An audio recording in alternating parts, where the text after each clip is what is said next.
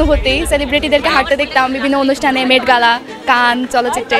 তো ওইখানে ওই হিসেবে ভালোই লাগতেছে। প্রথমবারের মতো লাল গালিচায় হেঁটে এত সুন্দর একটা অনুষ্ঠানে আসছি, তো এটাই অনেক অ্যাপ্রিসিয়েট। হ্যাঁ, নিজেকে অনেকটা সেলিব্রিটি মনে হচ্ছিল। তো এরকম একটা ট্রিটমেন্টের জন্য ধন্যবাদ ছাত্র শিবিরকে। গিফট হ্যাম্পারগুলোর মধ্যে ব্যাগটা একটু সুন্দর লাগছে আমার কাছে, আর আরও এছাড়াও ওরা অনেক কিছু দিচ্ছে, যেমন ফুল দিচ্ছে। এটা একটু বেশি আমার কাছে প্রিয়, যেটা আমি ফুল ভালোবাসি। তো আসলে লাল গালিচা তো দেখানো হয় আর কি সেলিব্রিটিদের জন্য বা সম্মান প্রদর্শনের জন্য। তারা আমাদেরকে সম্মান দিচ্ছে, স্নেহ করতেছে, ভালোই লাগছে, অনেক বেশি ভালো লাগছে। ওই রাস্তা থেকে হেঁটে আসতে ছবিও তুলেছে, অনেক খুবই ভালো লাগছে।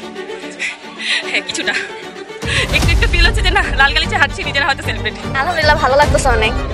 এখানে আমার অনেক ফ্রেন্ডরা আসছে, তো ভালোই লাগতেছে। আমি প্রথমে নোটিস করি নাই যে লাল গালিচা আছে, আমার ফ্রেন্ড আমাকে বলতেছে, আমি অবাক হয়ে গেছি যে আমাদের জন্য লাল গালিচার ব্যবস্থা করছে, তো ভালো লাগছে। শিবিরের পক্ষ থেকেই ভালো পরিপাটি, সবকিছু সাজানো গুছানো। হ্যাঁ, আলহামদুলিল্লাহ ভালো লাগছে। হ্যাঁ, জীবনের প্রথম লাল গালিচা হেঁটে আসলাম, একটা অন্যরকম রাজকীয় ব্যাপার স্যাপার, খুবই ভালো লাগছে। খুবই ভালো লাগছে। সকালে ঘুম থেকে এসে জয়েন করেছি, লাল গালিচা দিয়ে হেঁটে এসেছি, তো আমার কাছে আসলে খুবই অনুভূতিটা নতুন এবং খুবই ভালো লাগছে। না, এটাই প্রথম, যেহেতু আমি এই জাহাঙ্গীরনগর বিশ্ববিদ্যালয়ের 54তম আবর্তন, অর্থাৎ সব থেকে জুনিয়র ব্যাচ, তো এটা আমার জন্য সব থেকে বড় একটা নবীন বরণ। তো এটা অনেক আমার কাছে ভালো লাগতেছে এবং অনুভূতিটা আমার অন্যরকম ভালো লাগছে। না দেখি হ্যাঁ, এই সুযোগ দিয়েছে, মানে এই যে বললাম আগে আরেকটা পেয়েছি জুডোতে, সেটাতে এমনভাবে আমাদের মানে লাল ইয়া দিয়ে বরণ করে নেয় না, যেটা এখানে জাহাঙ্গীরনগর বিশ্ববিদ্যালয়ের মতো একটা সুন্দর ভার্সিটিতে লাল গালিচা দিয়ে মানে বরণ করে নেওয়া হলো। এটা আসলে অনুভূতিটা অন্যরকম, একটা সুন্দর পরিবেশ, একটা সুন্দর বিশ্ববিদ্যালয়। আজকের প্রোগ্রামটা আসলে খুবই সুন্দর ছিল। শুরু থেকে আমাদের যে গাইডলাইন দিয়েছে, ক্যারিয়ার গাইডলাইন স্পেশালি, সেটা অনেক সুন্দর ছিল। আর আমাদের হচ্ছে লাস্টে যে গিফটগুলো, একটা কোরআন শরীফ ছিল, একটা বই ছিল, এটা হচ্ছে অনেক সুন্দর ছিল। তাছাড়া পুরো প্রোগ্রামটাই আউটলাইন থেকে শুরু করে সবই সুন্দর। আসার পর থেকে এটাই হচ্ছে আমাদের প্রথম ওরিয়েন্টেশন বলা যায়, সেন্ট্রালের আগেও এটাই প্রথম ওরিয়েন্টেশন, তো খুব সুন্দর ছিল অনুভূতি সব। এটা আসলে আমার মনে হয় এটা একটা স্টেরিওটাইপ।